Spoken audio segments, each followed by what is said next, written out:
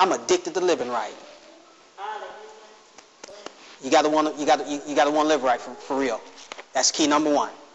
That's key number one. I'm not going to go to any more scriptures. That's just the bottom line. Folks going to have to want to live right. In the book of Deuteronomy, it says that choose you this day which you will serve. It's a choice. It's a choice. Choose. People got to make a decision. I've learned that coming to church is a decision. You don't always feel like it, but you got to do it. Sometimes you'll stink and you got to take a shower. You don't feel like it, but if you want to smell good, you're going to take that shower. Ain't that right? So if people want to live right, sometimes their body don't feel like coming to church. Sometimes they don't want to hear it. But if they want to live right for real, they're going to say, you know what, I'm going. Why? Because I know this is what I have to do to stay free from Satan. All you need is just Satan to give you a little foothold and you're right back into that same thing. I don't give the devil no foothold in my life. And I mean that. I do not. I have not done some of the things that I used to do in years. And as soon as the desires come, and I need to say this.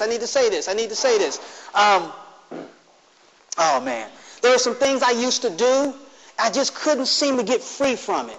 But when I learned these principles that I'm sharing with you today, just only two more, and I put them to practice, it disappeared, and I don't even have the desire. In fact, I looked at it like, ew, why did I do that? It was a spirit. But I didn't know it was a spirit. So I'm here to tell you, those issues that you deal with and those feelings and those struggles for wanting to get with this person, to get with that person, I remember I shared this with my daughter. I told her, I said, listen, I said, don't worry about how people feel about you. Because if you worry about how people feel about you, you're going to be controlled by people, or the devil can control you through people. See, if you think your self-worth, and I'm talking about everybody, if your self-worth, how you feel about you is based on what somebody else has said about you, the devil going to control you. You got to know how God feels about you and feel about yourself the way God feels about yourself. You see what I'm saying? A lot of these young ladies out here that you're seeing out here in these streets, the reason they're sleeping around is because these young boys telling them how fine they look. And because they have low self-esteem, mommy and daddy don't tell them that they love them. Johnny telling them, I love you.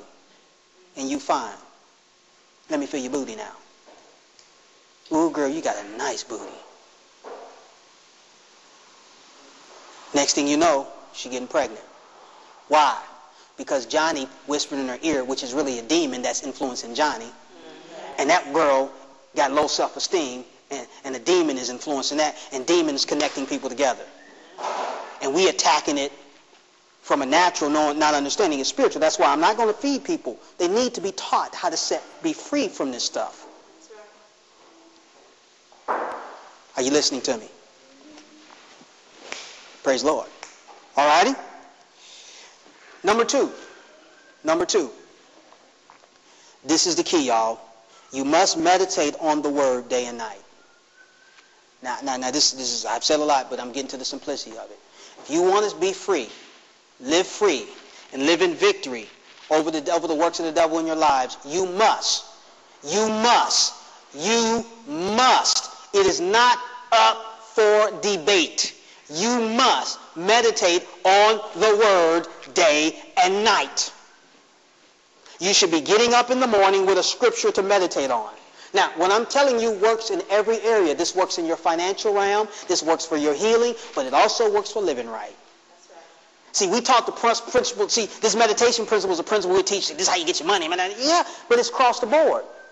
What you meditate on is what you're going to gravitate to, or what's going to manifest itself in your life. So you must meditate on it day and night. Joshua 1, 6 and 9, please. Joshua 1, 6 and 9. Alrighty, what must you do if you're going to walk free? That's what you must do, right? Here's what the devil has said. It don't take all that.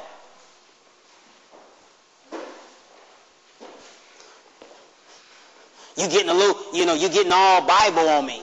Back when Jacques Cousteau days, they would go down, they still had the old gear. The old steel gear, they would put the little tube down in there, and they would go down there, and he would be talking about old treasure. I got that image in my heart. I said, I'm a deep sea diver. I'm getting in this word, Lord, and this is my treasure. This is my delight. I got it in. I would say that over and over again.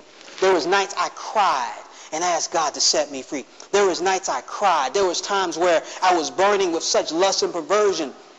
I wanted to stop masturbating, and it's just something and then I just couldn't. Then I would do it, and then I would hate myself for it. And I was like, oh God, set me free. And then I would get back to that word, and I would say, you stinking devil, I'm not gonna do it no more. And I would fight them spirits, and I would fight. I would fight. The word muse is a powerful word. That word muse means to mutter, to think, and to meditate within your own heart. It means to mutter, to think, to speak within your own heart. We used to do it when we were sinners. We would talk about what we was going to do and how we was going to do this and where we was going and there and that and that. Didn't we? Sure we did. We mused about it. We meditated it in our heart.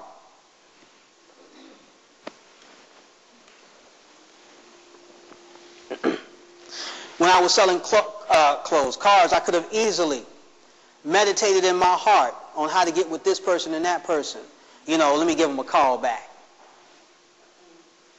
They didn't buy the car that day. And old girl looked good too, boy. Let me get, just wanted to come so I can see her again.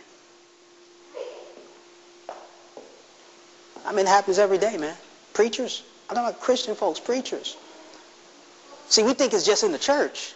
We ain't talking about just Christians kicking. We're talking about Christians kicking it with sinners. And then you want to know why sinners don't want to come to church. Because what they're saying is they're a bunch of hypocrites. They're right. You'd be surprised how many baby mamas out there are baby daddies out there by reverends and deacons. Go to church. Get babies everywhere.